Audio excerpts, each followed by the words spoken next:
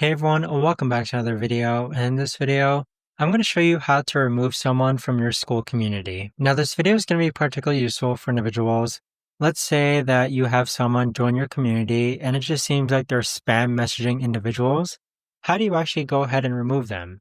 And if you haven't signed up for Skool just yet, you can use my link down below in order to sign up. And once you join, you'll actually get a free 14-day trial to try out Skool.